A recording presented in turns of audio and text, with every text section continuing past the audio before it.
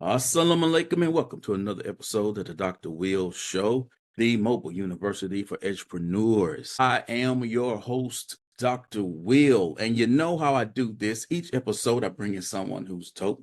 We'll just sit back and have a conversation on how you can live your best life. Today's guest is back. I have not spoken to Lisa in several years. And before we talked about strengths, and that may come up again in this conversation. But today we're going to be talking about creating your signature offer and what does that look like and how you can use that in order to get your coin. So for those of you listening on Apple Podcasts, Google Podcasts, iHeartRadio, Simplecast, Stitcher, Spotify, and Audible, will you please introduce yourself, Lisa? Oh, hey. I am Lisa Cummings, founder of Lead Through Strengths.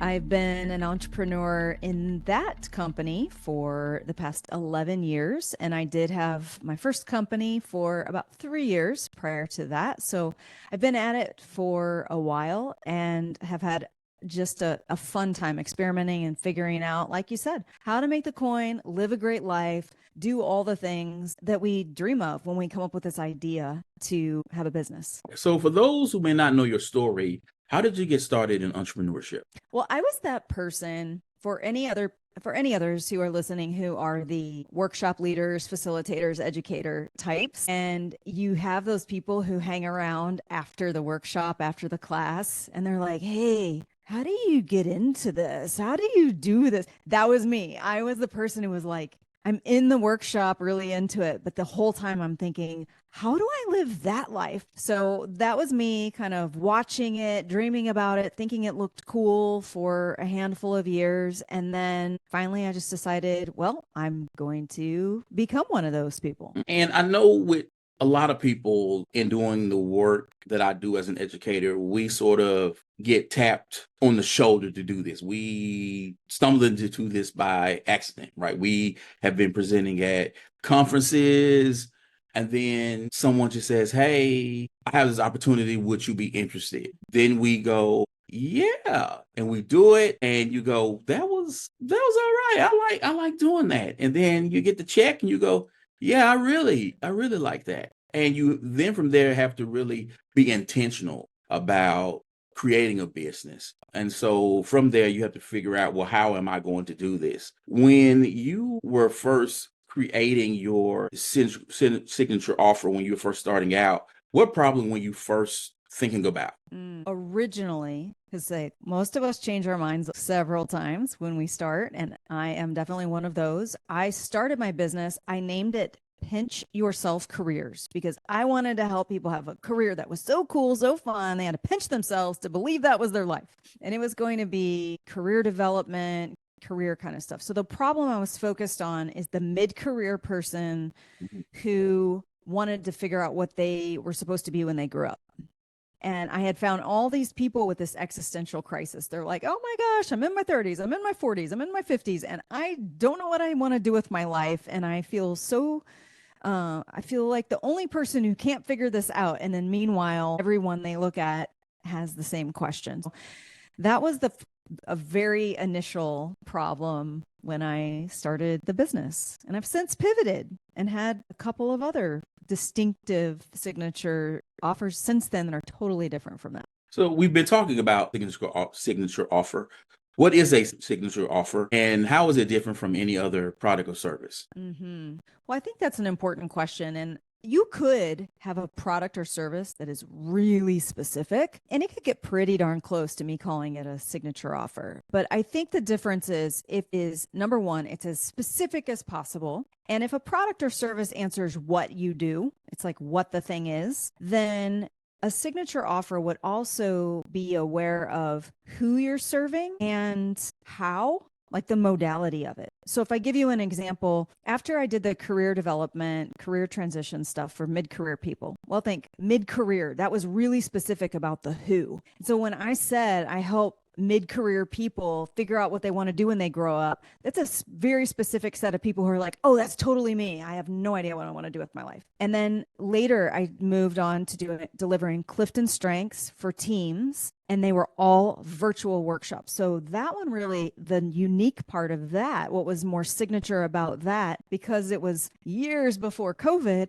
the modality, the fact that I did all of these workshops virtually, and all of the big companies that I worked for found it unique that there was a vendor out there who wanted to deliver virtually, who liked doing it on camera, where everybody else really wanted to be there in person. So I think the elements of a signature offer, if you're thinking that what, who, how, do I have a thing or two that are very distinctive such that a person who hears it can say, that's totally me, or that's totally not me. Like one of my favorite strengths buddies, her name is Sally McGee. She has a sobriety coaching wing, and it's an easy example. You know, if somebody says, I do sobriety coaching, it's so signature. You know, either I need to talk to her, or, oh, that sounds like a cool thing you do, but it doesn't relate to me. You know instantly if you're a customer for it. And that is the critical thing about signature offer is a person will instantly know because it's specific enough. They'll know if it's for them or not. So what are the key ingredients that make a signature offer truly irresistible and aligned with your brand? Well, specific. I mean, I know I sound like I'm repeating it, so let me give an example. If you had a garden, like you're like, I'm going to serve gardeners. Okay. You could have a garden shop. You could tell people how to be a gardener. You could do all kinds of things with gardening. So then you say, what am I going to do that's specific? Let's see. I love to grow and sell yuccas and cacti to people who live in arid areas. Instantly, when I got as specific as a cactus and an arid part of the world, you know if they're a person you would buy from or not. Right? So it's that specificity is so important. And a lot of entrepreneurs, edupreneurs, they're really afraid to get narrow because they're like, but all these other people will run away. But imagine how many of those people they just pass right on by because your stuff sounds so generic. They just keep on walking. This is like a stop sign in front of them that is like, whoa, I need you. You specialize in exactly my life. So that signature, super specific. And then I also think, to your question, if it feels like it's in the direction of you, now I mean you, the creator, do you feel turned on by it? Are you alive from it? And if it feels like it really aligns with you and who you are and who you want to grow into being, and it's super specific and it'll stop someone in their tracks and they know it's for them, those two elements, boom, you've got a signature offer that's going to hit. So can you walk us through your process, how you recommend developing a signature offer from scratch? Because I know you just mentioned, does it feel like you? But with my audience, we, as educators, we do so many things at our jobs, right? And we are tasked with so many things, and we do so much that it may be difficult for someone to single out one thing. Right. Now, I will say at first, I think in part, you can get to this level. I'm going to call it get to Forrest Gump level. Okay. Here's what I mean. And then I used to feel like I was the Forrest Gump of strengths because he's like, you know, fried shrimp, grilled shrimp, I got shrimp on a stick, I got coconut shrimp. It's just all the things. And I would feel like that. I have strengths-based leadership, have strengths-based career development. We have strengths to help you work through conflict. We have strengths in giving feedback in the workplace. We had all, like, I could go on and on and on about things, but the thread was strengths. So first level, you probably want to come up with your thing. What's your word? What's your concept? What's that overarching umbrella? But sometimes that is difficult to come up with. But for some people, they just go instantly, I know the thing. My umbrella is employee feedback surveys or engagement surveys or something like that. They just know a thing and they have it. So if you can come up with your Forrest Gump concept, great. Other things I like to do, brainstorm lists. One is, what would you love to do if you could make your career about something? If you could make a product or service align with something, just list all the things where you know you're competent, you have the skill in it, it would light you up, it would be lots of fun. So that's kind of list number one, and keep it around. Don't just do it one time. Like, allow yourself to think on it over the course of a week or a month and keep, oh yeah, that would be fun. It would be cool if this is what my life was all about. Then add on a new list, problems you could solve.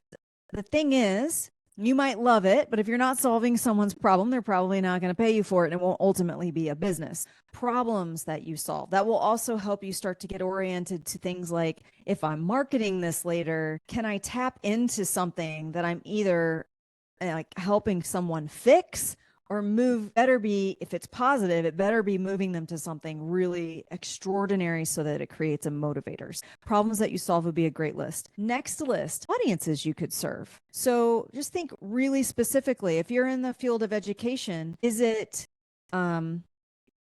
math teachers? Is it classroom management? Like, it doesn't, they could all be all different kinds of categories. It could be in education. I'm an expert on the fencing that people put around the perimeter of an elementary school. I mean, it could be anything, but what are these different audiences and areas inside of the specialties I already have or the skills I already have? What are kind of different sets of buyers and expertise areas and specialties, things like that. And then the last one, money models. And it would be, just think about all the different elements in entrepreneurship. People will talk about the idea of monetization. What's the money model? Am I trying to monetize my content and get paid from ads? Am I trying to get school districts to pay me? Am I applying for grants? Am I thinking that an individual educator will pay me money out of their personal pockets? Like, really think about the money model. Who is going to be the person who gives you the dollars, and how do those come in? Because the difference between a grant writer and someone who's going to be an individual coach for an educator who's buying that service personally, it might be a totally different dollar amount you're working with. It might be a totally different decision criteria for what makes somebody want to separate with their money and find, because even if they find value in it, they still have to have the money to give you. So it's another one, like, does the audience and does this idea actually line up with someone who has money to pay for it? So all of those things, it's like, do the math of the business and just see if it will work. And then even go so far as to extending that math out. Like, for example, if you say my business math is all about retainers, I'm just going to have all my clients are going to be on retainer, and each client I bill $2,000 a month. And I need 5 clients to bill me $2,000 a month, or that I bill $2,000 a month to have $10,000 in revenue, and then start doing your expenses. And then you realize, oh, geez, now, oops, when I take my expenses out, I need to have more than that. So I need this many more. And then I need to factor in who I'm bringing in, because eventually people are going to drop off. And so do that math of how many, because if you're selling for, you're an author. Let's say you wanted your entire livelihood to be based on a book. Well, I don't know if you want to tell us this or not, but I've heard many authors say, okay, in the end, I make $1 or $2 off of each book. So if you made $1 or $2 off of each book, maybe you need to sell 100,000 books to like the salary that you have off of the authorship. And then it tells you, is that my full revenue model? Is that one revenue stream? I think this is a step that a lot of people miss, just kind of doing the math of each business model. And often one will really spark for you where you're like, gosh, it doesn't sound that scary to get this many clients at this rate. I think I can work this one. This one feels comfortable and doable for me. So those are the lists I would make. And then from those, just look for the things that hop off the page for you, where you're like, ooh, if I sold to this audience with this revenue model, I would like this kind of service, and it solves a problem for someone, nailed it. That's what I'm going to start with. And it doesn't mean it's the only product or service you ever offer. And it doesn't mean it's the only product or service you offer right now. It's just the one that you can lead with. It's really clear.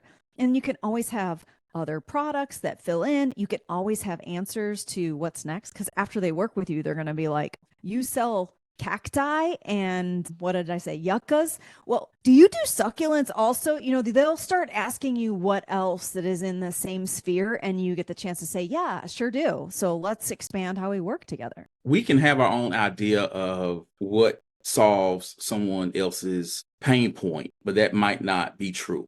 How important is it to validate your idea before you actually build your offer out? And how do you go about doing that? Well, my answer for this question would vary so much based on what the product or service is, right? Because some businesses require capital investment that is massive. Like, I was talking to a restaurant owner who was like, well, I've spent X millions of dollars building out this building. What if the concept didn't work? That I would be spending a lot more effort on minimum viable product, on validating. I might have me a food truck, making sure I had fan base and that they like the food and the recipes and all of that. But if you're talking about what a lot of us do, in a content creator, education kind of background person, most of us are doing services. And if we're delivering services, we can be really nimble with this. So I think being ready to get it out there and experiment and just like, hey, can I talk about this? Can I make the offer? Does it feel natural when I'm selling it? Does it feel like I'm of service when I'm putting a service out there to somebody? Does it feel like, oh, I have a thing that can help you? And they're like, yeah, how much for it? So then I think speed is way more important. Just get it out there and start to see how the market responds,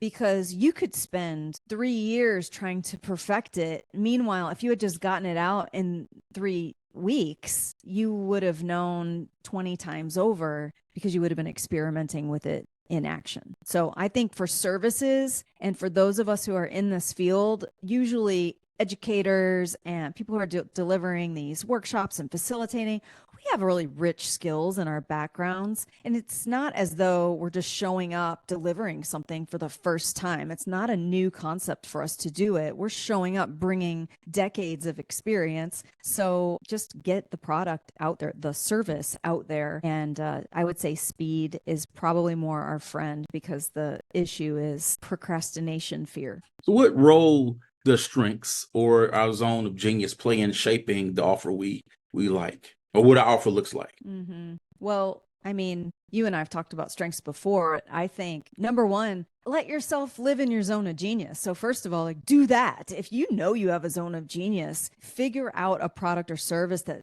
gets you in your zone of genius, because you're going to show up, you're going to have more energy for your business. You're going to bring a totally different vibe to your customers. It's going to attract the prospects in. You don't have to work as hard. It just feels amazing. So first of all, I think there's a big piece. Just allow yourself to live in your zone of genius versus I should be like this and I see other people act like that. Those paths don't work as well. And then I think just naturally you see it. Like, for example, I lead through strategic number one, futuristics in one of my top strengths. So I think ahead a lot. I like to make decisions quickly. And I'm like, here I am today. There I am next year. What decisions do I need to make right now that line me up with it? Boom, let's go. If somebody led through context, it would look different. They might be like, okay, well, let me talk to people who have walked this path before me. Let me find real examples and conversations from other people who have done this so I don't repeat the mistakes. They might have a totally different way of approaching it if that's their zone of genius. Or somebody leads through analytical, they might really be in their spreadsheets figuring out that math part of the business I was talking about. They might be nerding out on that and then saying, yeah, and I'm going to map out and I know where my break-even point is and I know how many months of runway I've saved up so that I can like transition my side hustle into my real thing. So yeah, I think your strengths are naturally going to show up and color how you go about it. And then you also have to watch them, because there are some that will be your Achilles heel, or they'll allow you to stall when you're scared. So for example, my maximizer wants everything to be perfect. So it might not be good looking enough. It might not, like, the messaging might not be nailed. And I just want to work it until it's better. So it's the one when I'm scared, I'll find myself over maximizing. Or I find a lot of people in education lead through learner and input, and they want to learn more. It's like, oh, I'm going to be an entrepreneur. So I'm going to learn everything I can learn about the concept of being an entrepreneur and edupreneur. I'm going to read every book. I'm going to know everything about it before really acting and doing it. And there's a little bit of that learning procrastination that happens out of fear, because it's fun to learn more and feel really solid and grounded. So sometimes you have to also take that zone of genius part and say, okay, all right, learner input, you've been good to me and you've been on fire for the last 6 months. Now take a break and we're going to pull some other ones up because we got to start making offers. So wow, that was wow. Okay. Let's stick for that for a moment. When people get to that point when they may be on that hamster wheel, and for whatever reason they are stuck, whether they are looking they keep looking at the numbers, or they keep looking at their offer and they're trying to refine it, or they keep looking at, I be delivering this course, or whatever thing that is keeping them stuck in one place and they're not moving forward. They're not launching an MVP. They're not doing anything to get out there. How do they go about stopping and getting themselves to actually move forward? Usually, in this case, there's some fear. And whether that's imposter syndrome or, gosh, once I really do this, like people are going to see it. I'm going to put this on social and my friends are going to see this work. What are they going to make fun of me? Are they going to support me? What are they going to think? If somebody has a side hustle, ooh, is it too risky to put this out there? Is it okay while I'm still employed to have this other thing? And how will that go? There's some fear in there.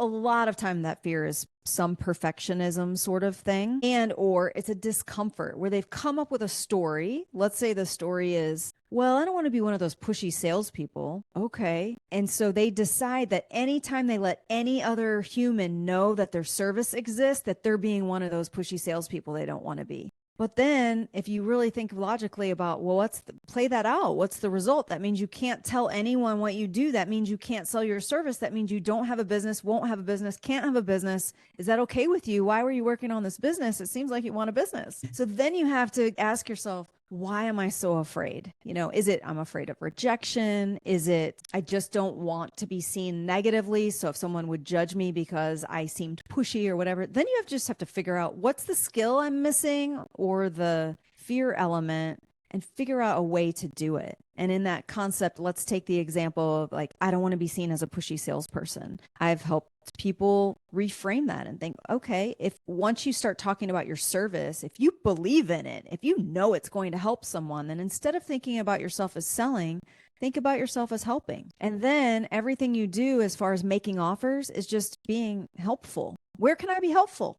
Who can I be helpful to today? Where can I find a place that I can talk about this where it seems helpful? Then you're delivering content that seems helpful. When someone's like, oh, this is so cool, where do I get more? You can say, oh, I offer these services. If you want more, here it is. Here's how to engage with me further on it. So I think that is it. It's really figuring out the fear, what is making you stop, what's making you procrastinate, and then figure out how. It's not just to do it head on, like exposure training, you just have to go out and get reps. It is possible, because the more you, like, I used to do this. I was in sales in one of my first jobs in my career, and we used to have to literally cold call and just open doors and get yelled at, and it was super scary, and I would get really drained at the end of the day. I used to go to the mall and go to Stephen Covey's stores and read positive affirmations to re-energize, because I felt so tired from it all. But I mean, so yes, exposure therapy like that could help, but there are so many more just mental reframes if you figure out what's really going on here. What are you really afraid of? And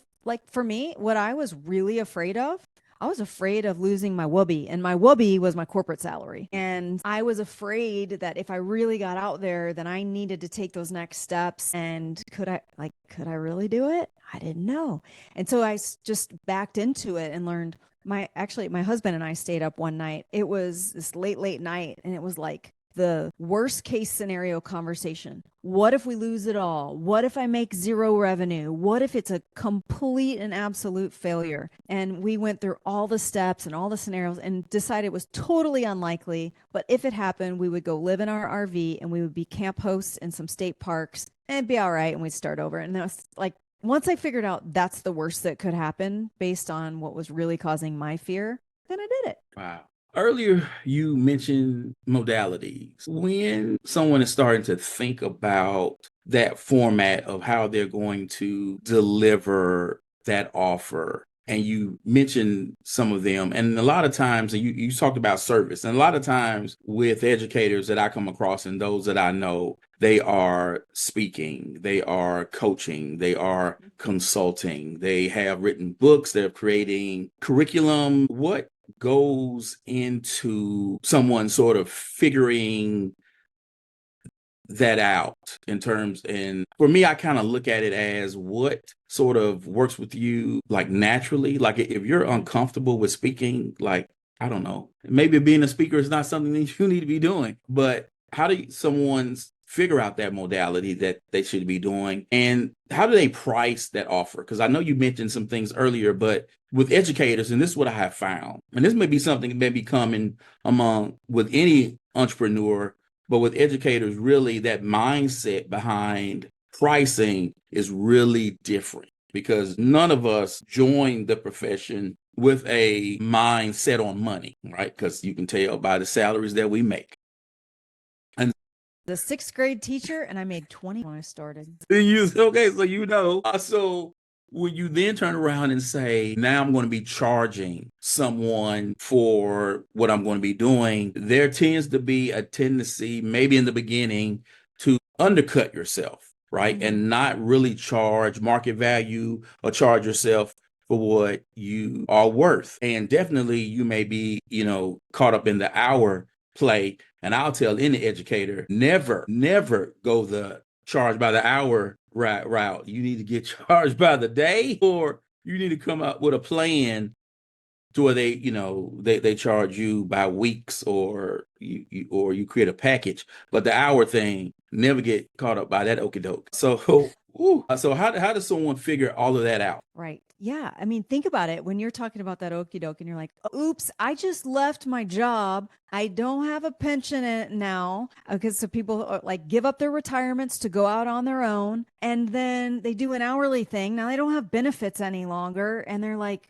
why am I struggling so much to pay for my grocery bills? Because that math part that we talked about earlier was really missing. And I would even build on that and say, so remember, if you do what Dr. Will was just talking about, you've just made yourself a freelancer, a freelance employee, and you might not be in as good of a situation as you had been before. Some people work that out. I mean, you could have a really stellar hourly rate. I've heard of people who have $1,000 hourly rate. If you can pull off something like that, sure, go hourly. But what I do find more often is people are like, okay, here's my old salary. I divide it by about 2,000 hours, and then I make up my own hourly rate. Maybe I put like 10, 15% on it, and then I go deliver for that. And they're not thinking about things like, well, obviously, if you're going to go speak or deliver a workshop on something, did you pay for your certifications? Did you spend 3 weeks rehearsing it? Are you customizing? Are you having pre-event calls? Are you following up?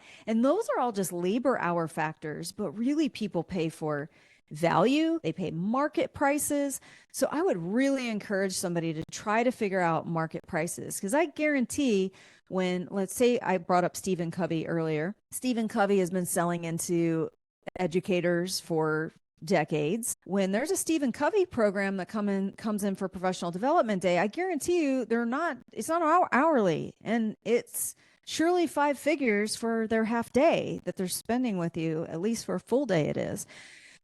Figuring out those market prices, just get your feelers out there and really try to understand market rates. I think those are really important for those of us in this realm, and understanding what is the low end that people pay and what is the high end that people pay. And it is, I will tell you, I think it's a fool's errand to also say, I know the market rate now, and I'm going to be really cheap because I'm new, so it'll get me in the door and it'll get me the gigs. I remember one of the first, when I wanted to specialize in virtual, one of the first bigger contracts I got, I gave it away, so to speak, for $1,500 for the webinars. And they were 2 hours at the time, 2 hours or 90 minutes, I don't remember. But my normal price was $3,000 at the time. And he talked me down to $1,500. And I was like, okay, I've got my first, I got some repeat, I've got a great logo, got brand name. So I thought it was really smart to go ahead and take it, because I'm getting Fortune 500 names for my logo sheets and all of this. But I ended up doing so much work with that company, and it was years at that price. I'm charging everyone else more than double pretty quickly after. And that was their anchor price. And then what was really difficult about it, it was a giant company. And then the managers loved it, and they wanted me on this other team, and they wanted me on this other team, and they wanted me on this other team. But guess what number was in their procurement system? $1,500. So it kept following me around. I could not, it was like 7 years later that $1,500 number was coming back. And by that time I was charging $3,500 for the 90 minutes. And I was still getting people saying, oh, I see this $1,500 thing in there. So be aware of some of those implications. So I do think it's really helpful to go out and understand market price and also to know the really high end prices.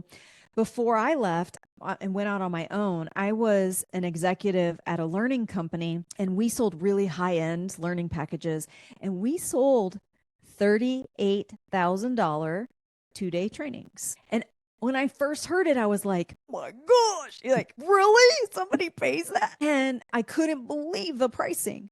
And then I saw people buy it and buy it and buy it and buy it and buy it and buy it. And it was getting purchased like crazy. And it just wasn't that big of a conversation, the price tag. And that is something I really needed to see and know.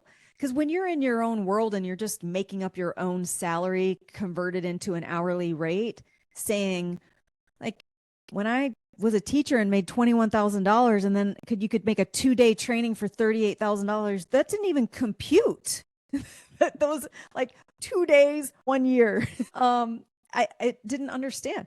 That is really, I think, a good thing to get out there. Start asking those questions, ask people what they charge, understanding in the speaking world. Yeah, there are speakers who make $1,000 for a speech, but that's really a low amount in the speaking world. You can find thousands and thousands of the 5,000 to 10,000 range kind of speakers. You can find many, many, many $15,000, $20,000 speakers. And then you start getting into fame levels and you get into the $50,000 speech, that sort of thing. But just start understanding the market and get out there. And I think getting exposure to it helps you get the words out of your mouth. The reason why I bring all of this up and I'm giving these examples with these dollar amounts is then if you're out there and you're like, okay, I'm going to charge $5,000 for this course. If you're afraid to say it, where you're like, and the price is 5,000, and you start acting weird and you can't get it out. Of course, they were like, well, why should I pay? You don't believe it. So you have to believe in it before they're going to believe in the value of it. There was even a time when I was experimenting with premium pricing where I had someone on my team delivering all the pricing. They were delivering the inbound sales conversations, matching them up with a facilitator. And they were able to say, okay, well, if you use these people, it's this much. Over here, we have this premium thing. We have this super extra speaker over here. And there's a premium because of the scarcity of availability. But I just let somebody else talk about it for a while. And that was just a moment of discomfort that I let someone else take on. She could be like, oh yeah, she's like really so in demand that I have to have these conversations. And that helped too. So that is something you could do. You could pay an assistant, but they have to be versed in sales and be comfortable with it. But I think that's really helpful. So there are lots of strategies. Like when I worked on my MBA, I remember going through these pricing modules and learning things about, like, there's low cost leader pricing. I don't think that's what we want. We don't want to be the race to the bottom. That market pricing feels like a really good area to know about. Are you trying to be really high ticket and premium? It depends. It all depends. Who are you serving? What are you trying to do? And then understanding things like, if you're an edupreneur, you understand more about how government contracts work, likely. Or if you don't, and you're more likely to come in what is that all about? What does it take to contract with the government? What does it take to do requests for information, requests for proposal? When do you get paid for those things? And you have to build that into your pricing. All of the elements of your business, let's say you're doing those elements, writing proposals and things like that. You have to get paid for writing the proposals. It just gets spread over all of your clients. So that okie doke you're talking about with the hourly, that is a losing game, even though it's really appealing at the beginning. Oh yeah. Okay. And go pick up my book, The Entrepreneur. I write about the RFP process. What are some of the common mistakes you see people make when they are creating their signature offer? Mm-hmm. Well, most of it is what we talked about before. Number one is just like waiting until they're perfect, waiting until they've nailed it and they feel so good about it. And the thing is, you just have to get comfortable being an entrepreneur, an edupreneur. There are going to be butterflies in your stomach about things, and you have to get a little more comfortable with discomfort and going for it. So I think that's number one, and just learning how to process that, because it's a reality. There are all kinds of things thrown our way that you have to get comfortable with, and not being perfect. And then the second one is that thing we were talking about with specificity. If you're not specific, everyone just walks by you like you're in a New York City crowd walking the streets wearing black. You are just like everybody else. And if someone knows, like, oh, that person's an educator, that person's a creator, that person's a trainer, okay, you just keep on walking, like, interesting, keep walking. It's that moment when it's specific that you're like, ooh, they're talking to me. That's what you need. That specificity, I think, is so important. And it gets us back into the fear zone because we think we're going to ditch a bunch of potential audience if we become too specific. So that's the part I say, like, start experimenting with that. Where can you get more specific in the modality that you offer, or what the product is, who you're serving, how it looks, all of just really work through those details, those brainstorming lists we talk about, and come up with some things so that your person really knows and they're super attracted to you when they walk across your threshold because they're like, oh, your stuff was made for me. I need that. Before we go, what is your advice for that person who is struggling to niche down and find clarity over their value proposition? And I bring this up because, and I'm glad that you were an educator and you're you are I don't want to dismiss what you're doing. So you are an educator in the work you're doing, but you have been a classroom teacher. So you've walked in the shoes of my audience. So you know what it's like to be there. You know what it's like to have the responsibility of doing sort of all of the things. And then when you are transitioning into this next level of doing something, and you have mentioned specificity and strengths and all of those things. And this is great information. And I love what you're saying. And I love the lists and those things. And when people and teachers are starting to sit down and think about that, especially when, again, you're sitting there, you're in that third grade teacher. And unless if you're a third grade teacher, self-contained, you are teaching ELA, you are teaching that math, you are doing that science, you're doing that social studies, you are doing that remediation program that school district paid for, maybe some SEL. And there's a lot of stuff that you are doing. And you have to have some sort of proficiency or skill level in all of that, even though there may be that excellence, that zone of genius in something there. But in you trying to pinpoint that out, you may not know what that is exactly, right? And because a lot of people sometimes may not even know what that is. So maybe they need to take the strengths finder. Maybe they need to do the Myers-Briggs or what have you. But how does someone find that niche, find clarity around their value proposition so they can begin the process of discovering their signature offer? Mm-hmm. You know what's really cool is when you learn that on the other side, they're just making a bunch of decisions. And the ones who are successful with their new ventures out on their own, they're just people who picked something. They just decided and ran with it and went from there. And that's it. It actually can be that simple. So here's an example. I wanted to specialize in virtual, and I was super scared because I was like, I'm going to lose all my workshop business. I'm going to lose all my speaking business. Anybody who drives by my website and sees this huge banner that we specialize in virtual training for Clifton Strengths. If they want DISC, they're leaving. If they want an in-person workshop, they're leaving. And do you know what? They didn't leave. They still came around. It definitely attracted the people who were like, ooh, I love virtual. I wanted virtual. I want more of that. So it did its job, but it's not like you lose everything else. So I bring this up if we circle this around to your third grade teacher example, and let's say this person is designing online lesson plans, and that is a business they're running on the side. Just pick what subject is speaking to you this year. What's been fun for you? Is English, not English for me is not my language today because I'm calling it English language arts. Okay, that's been most fun for me. I've been nerding out on diagramming sentences. I don't know if you do that in third grade, but let's say I've been nerding out on that and having so much fun. I'm going to just do ELA lesson plans. boom, I made my decision. And now my whole thing is on that. And I sell it and I prove that I can sell that. Now I've learned all these entrepreneurial skills I need. I know how to do e-commerce. I know how to get a service into a downloadable file that is then sold online. And I've got Stripe connected on my account. I have a shop page. I know how to do all of that. So then when my customers say, ooh, this is really good. Do you do math?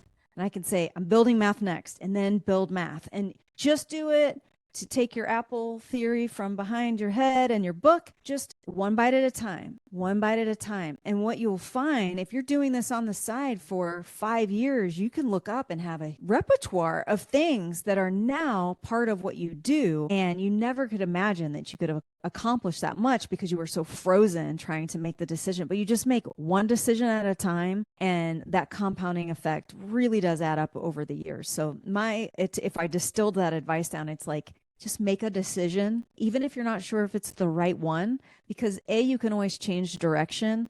And B, it just allows you the ease. You're not second guessing yourself anymore. You just decided to commit to something and make it happen. It feels amazing. I love that. I love that. I love that. Wow. And see, you have your background just enriched this conversation too. So that's been awesome. Good. Thank you again, Lisa, for coming back. Well, it was great getting to see you. I mean, look at this. Look at what's changed over the years. Now you have a book, you have a film. Super happy for you. It's a lot of progress since we talked last. Thank you. I appreciate it. So I'm excited and everything. So again, I'm loving your podcast, and that's what sparked me to ask you to come back, because I was listening to an episode in which you and the co-host were talking about creating an offer. And I was like, yes, I need something like that on my show. Thanks for bringing us in. Yeah, Bria, I have a co-host now on Lead Through Strengths. It used to be all about just Clifton Strengths and strengths-based life. And then over time, I started helping others. And it is a lot of people from, I think it captures a lot of people from education and other fields. Even when I left education, I went into learning and development in corporate. There are a lot of those of us who then leave and become workshop leaders, course creators, and just educators in a different environment. And ultimately we decided, hey, we need to do some things to serve coaches and trainers and course creators, because we can't keep this field going if people have to keep going back to their jobs because they flub up the business part because they don't know anything about business. So I love that your book's doing that too. Thank you. And that's something you definitely have to learn, because I remember filling out a form. I was filling out a vendor form to become a vendor for this university, because they reached out to me and it was like, oh, do you have business insurance? And I was like, yes, but I didn't have it. So it's in the book. So the story's in the book. And so I call up Allstate, which we have homeowners insurance and vehicle insurance. And I just said, by the way, do you have business insurance? And they said, we don't, but a subsidiary of ours does. And then I went and got business insurance, because that's something that you may not even know that you actually need. Right. Business insurance. And back to your pricing thing, if you're pricing yourself hourly, where do you cover business insurance? So all of those kind of expenses that you have that you didn't even know were business expenses, that are standards that are expected of you from your companies you're working for, those have to get paid for, and they get paid for out of your rates ultimately. So that whole hourly game, we get all these roads lead back to the okie doke lesson you brought us. Woo. Yes, it is. Woo. That is something that can be painful to learn. And you know, and I know educators that will do a solid for a school district, that they are really trying to do something for them because they're maybe a smaller school district. They may say, okay, I'm going to do X, Y, and Z, but I'm like, don't make this a habit of doing certain things. And you know, I tell them, as it was told to me, is have a bottom rate, because I didn't know anything. I was even at a conference and someone reached out to me and said, hey, is this something that you do? And I called up someone and he said, hey, have a bottom rate. And at the time, I mean, it was maybe 10 years ago or whatever, but he said, do not go below 3,000. And so this for the day. And then he was like, do not go below that. And I try to tell people, have a certain rate, because what you do not want is for people to start talking. Because as you had in your system, everyone in the company had like that bottom rate. You don't want school districts to start talking of, hey, this is what we pay so and so that it gets around that Yes. that's what they paid you. So they will Yes. expect you to get paid that rate. Right. And then I talked about the anchor problem where that money followed me around, and you're talking about like they talk and then they learn, wait, you overcharged me. Or this other one, oh, I got the deal. But yeah, you don't want that. Here, I'll end on a really cool tip, something that I learned from experience and experimentation. And I've loved this. I've never heard of anyone else doing it. It's just something I came up with.